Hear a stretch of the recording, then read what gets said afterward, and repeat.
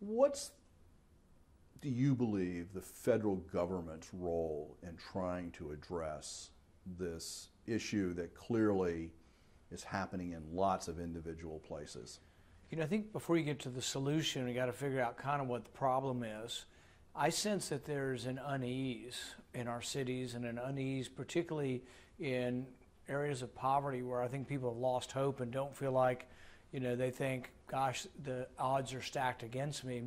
And then there is some evidence that our criminal justice system isn't perfectly fair if you're poor, and often if you're African American. You know, I've been a big opponent of the war on drugs, particularly because I think it treats African Americans unfairly.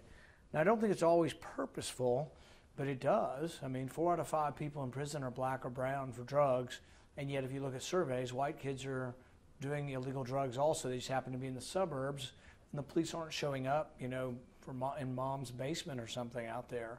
And so I do think that they have a bone to pick. I think some of the civil asset forfeiture laws have unfairly targeted the poor, some of the city fines. You know, if I get a $100 ticket in the city, I'm mad, but I can pay it. But if you're poor and you get a $100 city, you might not be able to pay your rent. And so I think a lot of that adds up, and there's just a lot of discontent and unease. And then when something happens, it comes to the surface.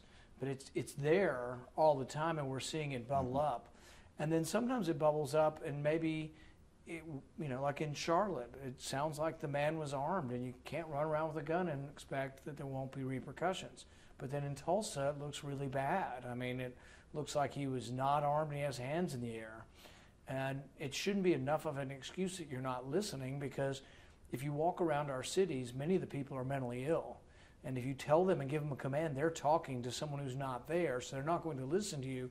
We have to learn that we don't shoot them, you know. So we have to do a better job at figuring out how we use force, and not all of it is white on black or black on white. I think the shooting in Charlotte was a black police officer, right? And no, a black victim. That's it was not white. It was white and black, but there have been some that have been people of the same race, and right. So it really is. Everybody needs to learn how the appropriate use of force and how we try not to have these tragic outcomes. Okay, that's an analysis which I think there's a lot to be said for that analysis. But what about the role of the federal government? I mean, these happen in localities. Right. You know, I think the first step is obviously local justice. But I do think there is a role for the federal government if there is systemic civil rights abuses or abuses of minority rights. And so I think there is a role. But for the most part, it starts out local, and it is. I mean, police is a local issue. And if people are doing a bad job in Cincinnati or Northern Kentucky, we should try to fix it there first. And it should be the prerogative of local government. And we also can't completely just say, oh, well, police are always wrong. Police are mostly right. I mean, we have to also acknowledge that it's more an aberration. I mean, I truly do think 98% of the police are trying to do a good job and are good people. And but we can't say there's no problem either. And so I would say federal government can and will intervene when there is something that doesn't seem to be corrected at the local level. You know, you were raising the point about the role of drugs in criminal justice system and the number of people who are now incarcerated, and weighted heavily towards African Americans and Hispanics. Now we've got sort of a new version of this. It's the opioid epidemic.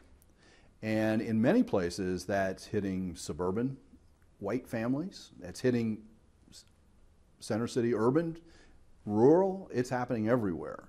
And it's getting a little bit different kind of attention. What do you think, and I know you have been concerned about this and been doing some work on this, what do you think, again, not just how do you solve this, but what's the role of the federal government in this situation? I think first of all, it's an alarming problem. You know, we have more people dying from heroin than car accidents. And everybody knows that we put a lot of emphasis into safety and seatbelts, and whole states are motivated to try to prevent traffic deaths. But now more people are dying from heroin. So I think we do need to be energized to say we have to do something. Now, where's it best fixed? I think it's sort of an all fronts we need to try, because it's a difficult problem. If you have 100 people who have heroin, I don't know, 10, maybe 20 of them, you might be able to get to, say, quit, abstinence. 10 or 20 of them, you might be able to get to use replacement treatment and get them off the drug slowly. And then unfortunately, a significant portion of them will not respond to any kind of treatment, and we lose them, or they remain perpetually addicted. But we don't know which are which. We don't know which ones are, so we have to try with all of them. One of the things I've promoted is, as a physician, I've seen withdrawal. You know, I know what a patient looks like in withdrawal, and it's misery. And so many people will start to get into it and just say, I'd rather take heroin, I just can't come off of it. But then the replacement treatment kind of works. It fixes their physical need. Methadone, Suboxone, Vivitrol are replacement treatments. They don't suffer as much coming off of it. And I think particularly if it's a temporary fix, that we're going to do the temporary replacement drug and then try to come off, that it is a good strategy. And I talk to a lot of people who treat drug addicts, and one of the things they were complaining to us is the government limited how many patients they could see. So we lobbied President Obama, we advocated it for legislation, and we did get the caps raised. We got the caps raised from about 30 to, I think President Obama finally agreed to 275. So we think that's a step in the right direction. Will it fix it? No, but that's a federal approach. I also voted for some grant money for first responders, teach them how to use naloxone. Naloxone is an injector, but it can block somebody when they're overdosing, block the effect of the heroin such that they survive. And it's an amazing medication, but it's part of the arsenal of things we need to try. But when I've visited the different rehabilitation places, the things that I think work the best have a faith-based component and work. And we can't always mix faith and government. Some are okay with that, but it means that some of the most successful ones may end up being private or charity run. I've been to Teen Challenge. My wife was at Isaiah House recently, and these have a faith-based component, but also work. And I think work cannot be or should not be discounted, that it's important to teach people to work, and as they come off drugs to say, you now have a skill, whether it's moving furniture or cutting lawns, you know what it's like to work, and we try to transition you as you go to the outside directly into a job. Related in the healthcare area, and this really is not flowing directly out of that, but there's been this whole controversy that has developed around the EpiPen that has emerged.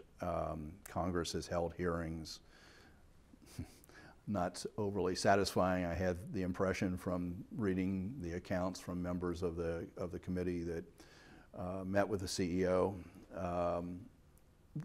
Again, you're a doctor by background. This is a situation where one company owns about 90% of the market. What should the federal government's role, or what could the federal government's role be in addressing this really concrete issue of price for families? I can tell you, when I heard about this, it made me mad. I'm not only a physician, I'm a customer. I have severe allergies to bees, and so I keep an EpiPen around. The last time I got mine's a few years old, wasn't so much. But when I hear they're $600, as a customer, I'm outraged. When I hear that a teenage child that wants to get acne medication, generic medication, tetracycline derivative, $1,200 for a month, I'm outraged. But then I want to look at the problem and say, where did it originate and how do we fix it? So I'm a big believer that we have to look very clearly at the problem and not just have a reaction and say, oh, we do this. We've looked at the EpiPen and we're still investigating it. And I'm going to have a hearing in Kentucky in the next month on this issue with the FDA and with all variations of people in healthcare. What we've discovered so far is that a generic applied 7 years ago and they haven't been approved yet. That is, to me, a breakdown of government. And the company has a monopoly, but it's not a monopoly of the free market. It's not a monopoly of capitalism. It's sort of cronyism. It's the worst of government, where rich people use the government to get richer. The company that sells them lobbied the government to get them put in all the schools and required to have them in all the schools. Then they made the schools sign an agreement saying they could only buy their brand. It happens that the woman making $19 million from this, her dad's a senator, mom's been promoting this as well, promoting that the schools be required to have these. Something doesn't sit right there. And a friend of mine was, congressman from South Carolina, was talking about this the other day, and he says, look, Normally I don't complain about people who sell something and make a lot of money. That's capitalism. But when you come to us and you have Congress creating the monopoly and demanding that we buy your stuff, you deserve every bit of criticism you're getting. And I'm going to try to fix this. I'm going to try to make it easier for generics to come on board. We're going to have a hearing, and I have legislation coming out that's going to say that if it's already on board and it's already legalized in Europe, we should have a quick one step, have a meeting of experts, look at the data and approve it. No more clinical trials. I mean, there's 2 or 3 of these EpiPens in Europe. And there's a generic. Let's get the generic approved, and then let's quickly let European competitors come in. Then you don't have to have price controls. You don't have to say anything about how much anybody makes. The price will be bid down if we have competition. So the underlying piece there is taking the European process and accepting that they are qualified to do the trials, and if they've approved it, we can move quicker. Yeah, and it's even worse than just the trials. Some of these drugs are on the general market. So you can imagine, let's say there's a high blood pressure medicine in the general market of Europe. How many people live in Europe? At least 100 million, probably maybe more. And so if 100 million people are using a drug and they're not having a problem, why would we make them start over in our country? Now, we've told the FDA they're supposed to look at that data, but they aren't listening, and they aren't doing a very good job. The average drug costs $2.6 billion to come to market. And so then they complain and say we have to make a profit to pay for that. And I understand that. We do want innovation in our country. But the EpiPen is set to have its patent expire in 2025. They got it in 1987. 38 years of a patent's just wrong. And that's them legally manipulating it. You know, they can, so we have to change the laws. So I don't want to put all the blame on the company, because companies will do whatever they can to make money. But the government needs to be fixed such that nobody can abuse the customer that way by using laws to prevent competition. Okay.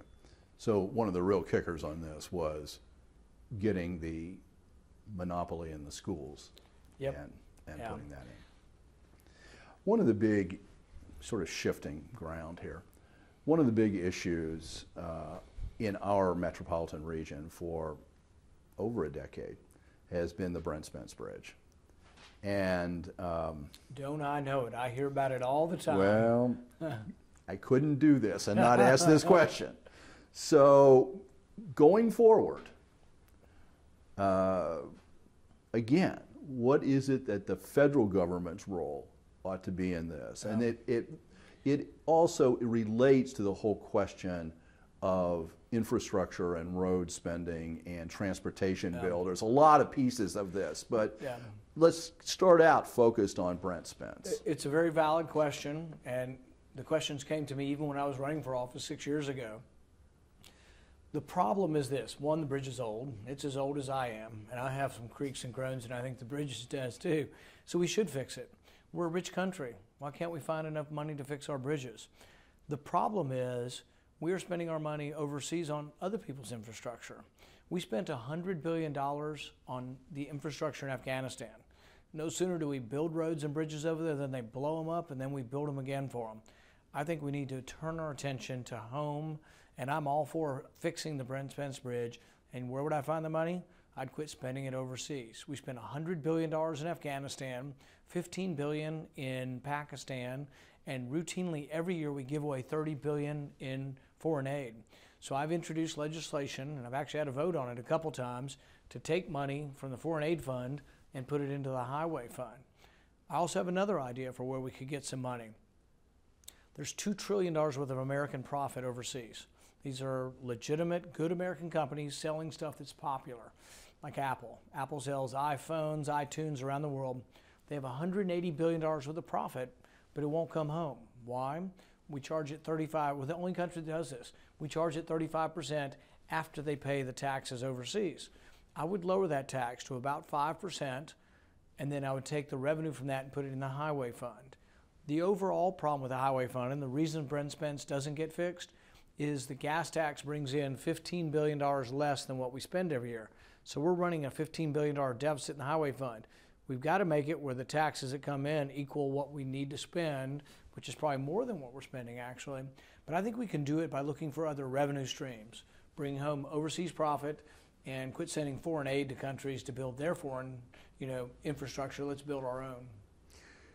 My understanding with the question of bringing back foreign profits is, of course, we're going to change administrations one way or the other. Right.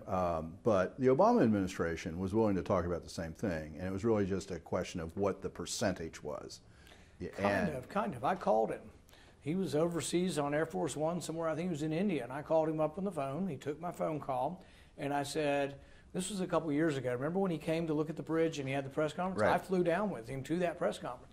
But I called him a couple weeks before that, and I said, I will help you. I'm a Republican, you're a Democrat. I will help you because we should fix the bridge, and it shouldn't be a partisan issue. And I said, why don't we, bring home that foreign profit? And I said also, I just kind of reminded him, I said, you know what? You voted for it in 2005. And he did. He voted for it in 2005, and it was 5%. And so I negotiated with both him in good faith and Barbara Boxer, who's also a Democrat from California, and she agreed to 6.5%, which is higher than I wanted, but I accepted it. She also said there had to be some restrictions on how the private company spent their money, which I didn't like, but I accepted. So we got a compromise bill, and then the president said he was opposed to it. He wants 14%, and he wants it to be mandatory.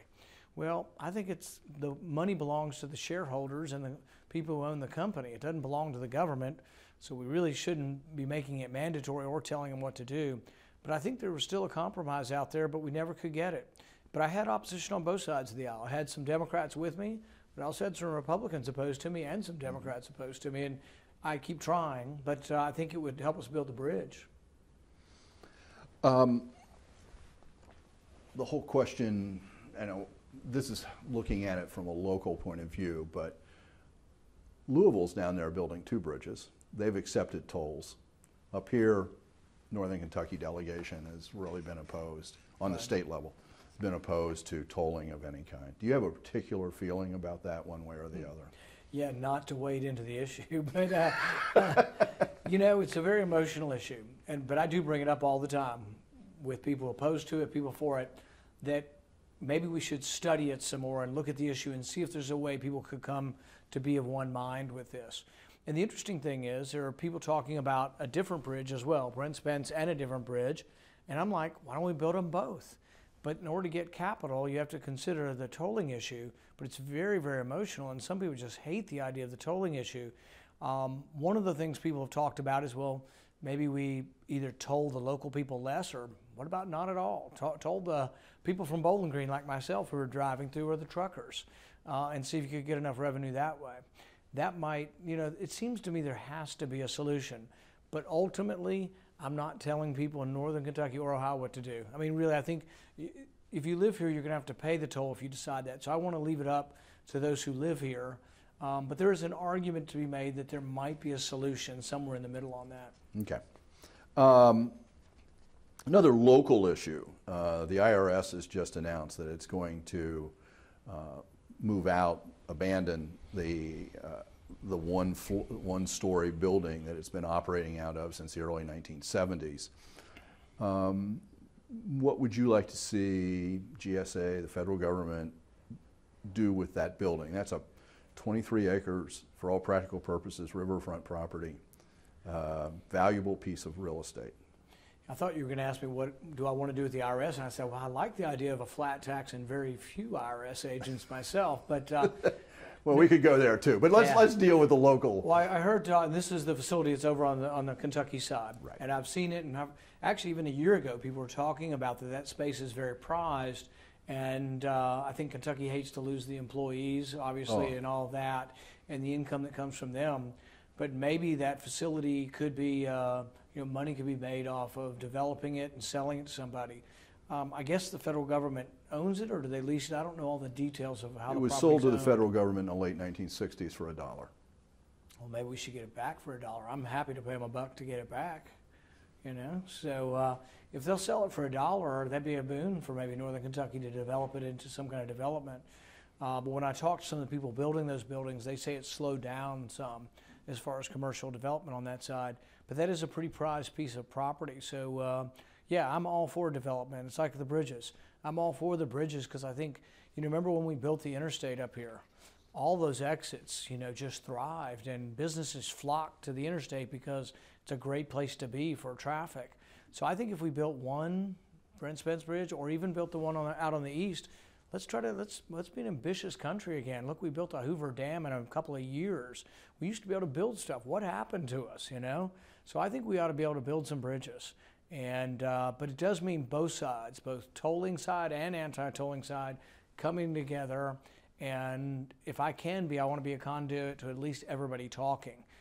It's not my job to tell people up here what to do, but I think I can be a conduit to both sides to come together and try to figure out how we get it done, because right now nothing's getting done. Let's actually try to get the bridge replaced or a new bridge built.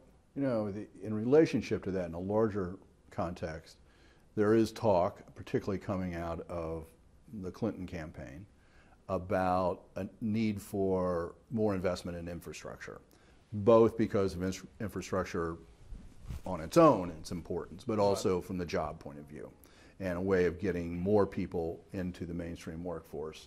Are you open to a new federal infrastructure program, even an infrastructure bank? And there's all kinds of versions being talked about.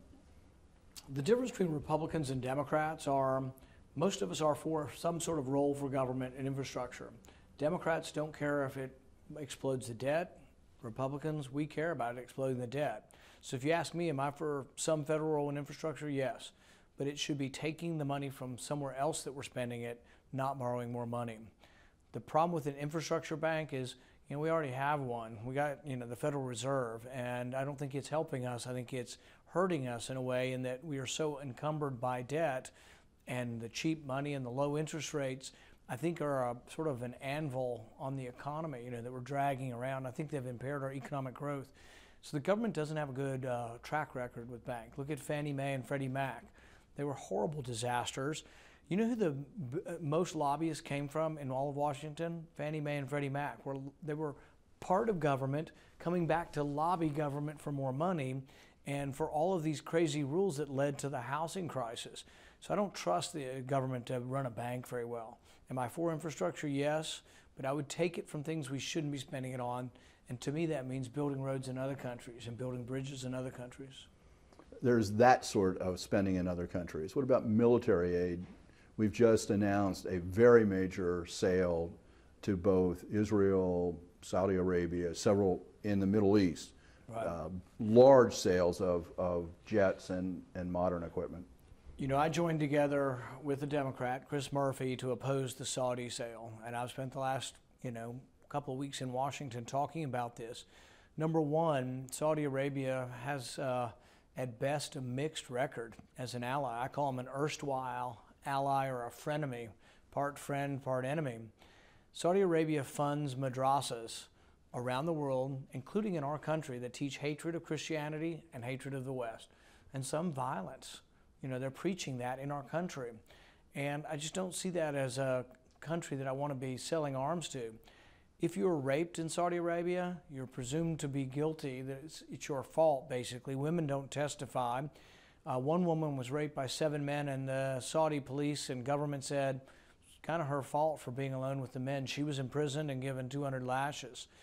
There's a young man there now that was protesting the government. He's not scheduled, but he has been accused of a crime for which the punishment is crucifixion.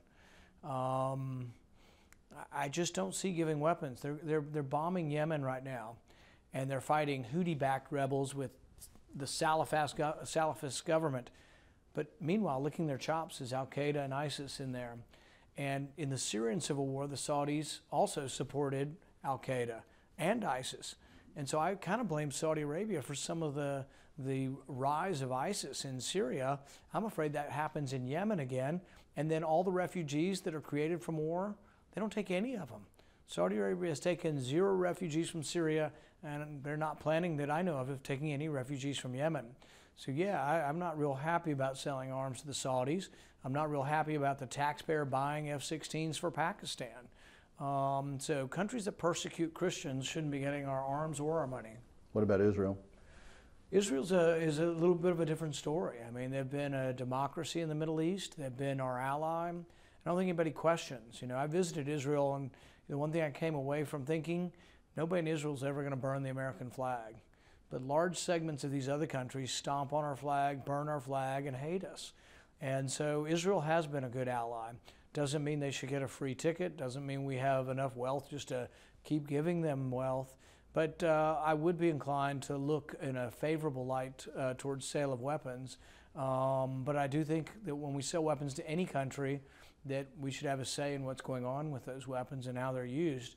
And if people don't want to listen to what we're saying, then any country should have restrictions on getting the weapons if they're not doing what we think is appropriate.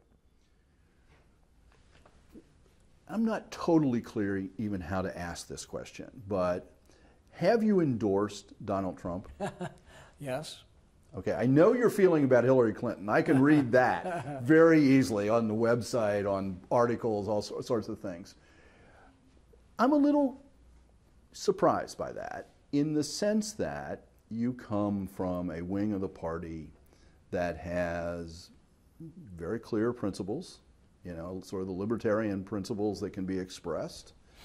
Given Donald Trump unpredictability about principles on any place, as far as I can tell, and also given the way that he treated you and other people who were his opponents in the primary process. Right. I'm just a little, why aren't you supporting Gary Johnson? Why aren't you just standing on your own? You know, I think I do have a distinct voice in the Republican Party, and I think my voice remains distinct, and I want it to be distinct and to fight for and champion the Constitution, the Bill of Rights, and I'll continue to do that. But when I ran for president, I did sign a pledge, and I kind of value my word. I value my word of honor, and I said I would support the nominee. We all kind of make compromises when we support the nominee of our party. We make some relative judgment between our party and the other party. So I do spend a lot of time saying, well, I think Hillary Clinton would be terrible for Kentucky. The war on coal has devastated us. She's also in favor of the war on the family farm, and we don't want any part of that. And Trump has said, frankly, that he would reduce the regulatory burden and taxes. Do I agree with everything else he said? No, there are quite a few things, and I have, you know, expressed my displeasure on a number of occasions. But I don't support a third-party candidate because I'm a creature of the two-party system. I am a Republican, and so I'm going to support the Republican Party. I also think that if 15% of Republicans said, oh, I'm voting Libertarian, the end result isn't that the Libertarian wins. The end result is that Hillary Clinton wins. And we saw that. You know, when Bill Clinton carried Kentucky, he never got a majority, but Ross Perot got a significant percentage of the vote. I think my job is to make the Republican Party a better place, a better party, but I'm not sure that that's helped by supporting a third party. Okay. On the whole coal question at the moment, absolutely critical in Kentucky. L'Oreal just announced that in Florence it's building a plant that's going to have the largest solar array in Kentucky, in the state. You know, is Kentucky, the politics of coal in Kentucky is difficult, but what's the right way in terms of supporting, in terms of the future, energy policy, renewables, and other sorts of things compared to coal? First of all, I think it should never be the role of government to bankrupt an industry or say they're going to put you out of business. Barack Obama said he would bankrupt coal. Hillary Clinton said her policies will put our coal miners out of work. That's not the role of government. So she's really confused on that. She's made me mad. She's made most of Kentucky mad. And I hope we squash her. I hope she gets 20% of the vote because it's insulting to us. I mean, if you meet people that have worked in our coal mines, they're hardworking people. People's hands get dirty from work, and they don't deserve this. You know, she says, oh, we're going to put them out of work, and then she's going to give them welfare. That's insulting to us. And so we are very mad at her, and we're very mad at Barack Obama. Now, what kind of energy should we have? All kinds. I'm not against solar panels. I'm not against natural gas. I'm for all forms. We have 300 million people in our country. I don't know how long it'll take, but we're going to have 600 million. I don't know, a couple decades down the road, we'll have that many people. We're going to need more energy. We sit on a great natural deposit, you know, a great natural resource, a great rich of coal. And if you look at the EPA's own statistics, they're not favorable to coal. If anything, they're against coal. Nitrous oxide's been reduced every decade for 4 decades. Sulfur dioxide, every decade for 4 decades. Mercury, every decade for 4 decades. Their complaint now is something new, which is carbon. But you have to realize when they tell you carbon's a pollutant, they're also then saying the biggest polluters on the planet are you and I, breathing out carbon. So they're telling us something that naturally is occurring as a pollutant. Mercury is not naturally, going into the atmosphere, so that's an abnormality. Nitrous oxide, sulfur dioxide. But carbon, is something that is part of the natural cycle. I'm not saying there can't be study of it and limitations, but it's become a religion for these people. I mean, they've got it in the military, for goodness sakes. These people have gone so crazy that the military, we're spending a significant amount of the military budget on green theology. We spent $45 million on a natural gas station in Afghanistan for the military. Nobody had a car that ran on natural gas, not one person. So we bought 20 people natural gas burning cars, and we gave them the cars, and now we give them money to buy a gas at this $45 million gas station. I predict within a few years the gas station will be gone and they'll have stolen the copper tubing. There won't be anything left of $45 million. But it's flushed down because people have this zealotry, and we need a more balanced approach. And we should protect the environment. So I'm not against any rules. Some of the reduction in pollution has frankly come from federal rules. But we've gone too far in this to let people say they're going to bankrupt. And so, yeah, we're very mad at Hillary Clinton, and I think the election's going to show that. But at the same time, you're not opposed to renewable energy. No, I love the idea of solar panels. If I could put them on economically on my house, I would. I'm conservative. I don't like to spend money. I don't like my electric bill. And if there was a way I could, we're not quite there yet. We can do it through some subsidies and things. But I don't really want the government to get in it so big that we lose the taxpayers' money. So there was a company making solar panels, Solyndra, and they got a $535 million loan. And the guy that owned the company was one of the richest men in our country. He was a billionaire. So if you ask me, do I like billionaires getting U.S. taxpayers subsidized money? Absolutely not. I don't care whether it's a sports stadium or solar panels. Rich people can get their own money from a bank like the rest of us.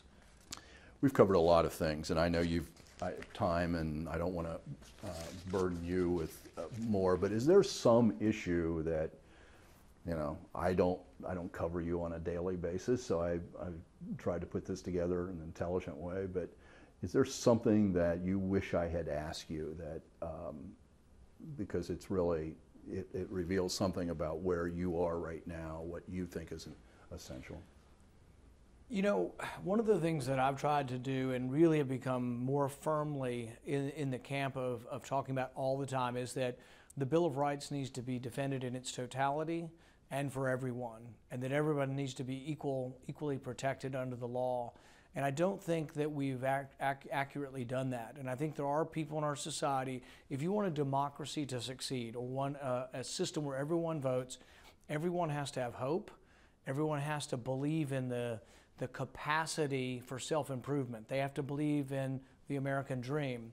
I think we're at a tipping point where we're getting a large part of the public that doesn't believe in the American dream. And I think it's really important to all of us to provide hope for those who don't have hope, and to let people know that they do have opportunities, that this isn't the breakdown of you've got 3 cars and I need to go take one from you, that the whole pie can increase. We can create more jobs, and we can do it for everyone.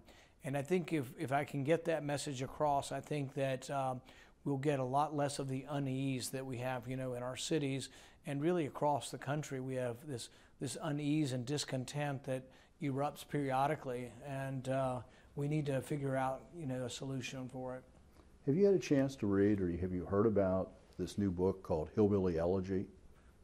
It's written by someone from Middletown, but originally from Kentucky.